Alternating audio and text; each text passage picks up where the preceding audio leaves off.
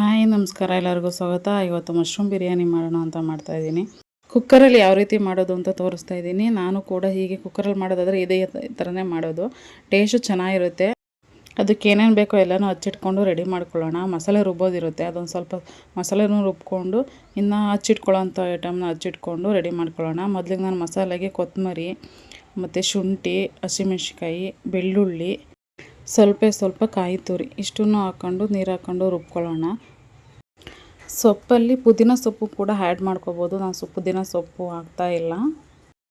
Masala paste ready ಮಾಡಿಕೊಂಡು ಇನ್ನು ಅದಕ್ಕೆ ಈರುಳ್ಳಿ, ಟೊಮೊಟೊ, ಕ್ಯಾಪ್ಸಿಕಮ್ ಎಲ್ಲ ಏನೇನು ಬೇಕೋ ಅದನ್ನೆಲ್ಲ ಹಚ್ಚಿಟ್ಕೊತೀನಿ. ಅದು ಹಚ್ಚಿಟ್ಕೊಂಡು ನಂತರ ಒಗ್ಗರಣೆ ಹಾಕ್ಕೊಳ್ಳೋಣ.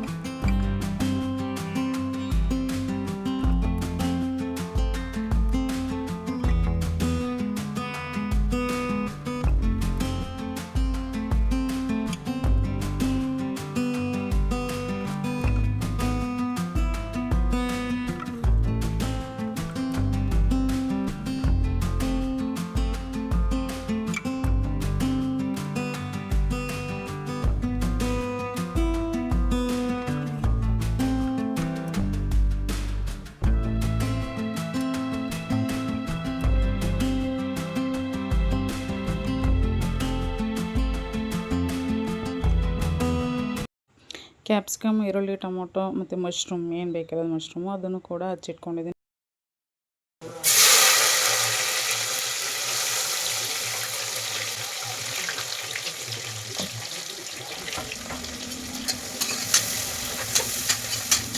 ಮಶ್ರೂಮ್ ನಾನಿಲ್ಲಿ 2 ಪ್ಯಾಕ್ ತೊಗೊಂಡಿದ್ದೀನಿ. ಏಕೆಂದರೆ ನೋಡೋಕ್ಕಲ್ಲಿ ಜಾಸ್ತಿ ಕಾಣಿಸ್ಬೋದು, ಬಟ್ ಬೆಂದಮೇಲೆ ಸ್ವಲ್ಪನೇ ಆಗೋದು.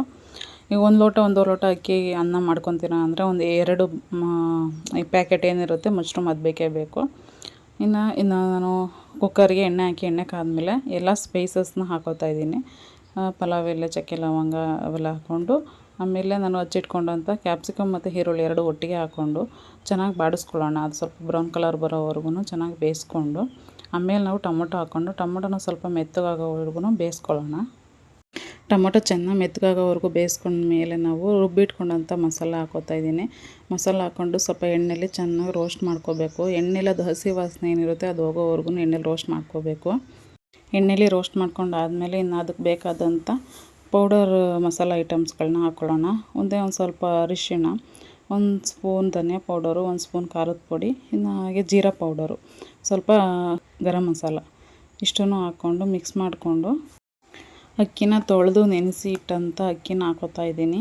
ಅಕ್ಕಿ ಹಾಕ್ಕೊಂಡು ಸ್ವಲ್ಪ ಹಾಗೇ ಮಿಕ್ಸ್ ಮಾಡ್ಕೊಂಡು ಬಾಡಿಸ್ಕೊಳ್ಳೋಣ. ಮಸಾಲೆ ಜೊತೆಗೆ ನೀಟಾಗಿ ಮಿಕ್ಸ್ ಮಾಡ್ಕೊಂಡಾದಮೇಲೆ ನಾವು ಮಿಕ್ಸಿ ಜಾರು ಏನು ಖಾರ ರುಬ್ಬಿದ್ದಿತ್ತಲ್ಲ ಅದನ್ನು ಸ್ವಲ್ಪ ನೀರು ಹಾಕ್ಕೊಂಡ್ಬಿಡೋಣ. ಅದು ಮಸಾಲೆಗೆ ವೇಸ್ಟ್ ಮಾಡೋದೇನು ಬೇಕಾಗಲ್ಲ.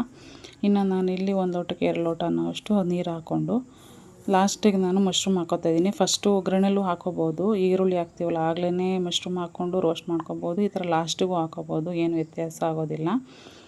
ಹಾಕ್ಕೊಂಬಿಟ್ಟು ಇನ್ನು ನಮಗೆ ಉಪ್ಪು ಖಾರ ಎಲ್ಲ ಕರೆಕ್ಟಾಗಿದೆಯಾ ಅಂತೆಲ್ಲ ನೋಡಿಕೊಂಡು ರುಚಿಗೆ ಬೇಕಾದಷ್ಟು ಉಪ್ಪು ಹಾಕ್ಕೊಂಬಿಟ್ಟು ಅದು ನೀರು ಕುದಿ ಬರೋವರೆಗೂ ಕಾಯೋಣ. ನೀರು ಕುದಿ ಬರದೇ ಮುಂಚೆನೇ ವಿಷಲ್ ಹಾಕಿದ್ರೆ ಸ್ವಲ್ಪ ಮೆತ್ತಗಾಗೋಗುತ್ತೆ.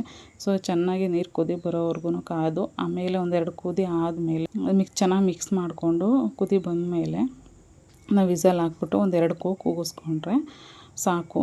ಅದ್ರ ಮೇಲೆ ಕೂಗಿಸೋದೇನು ಬೇಡ. 2 ಕೂಗಿಸ್ಕೊಂಡ್ರೆ ಬಿರಿಯಾನಿ ರೆಡಿ ಆಗುತ್ತೆ.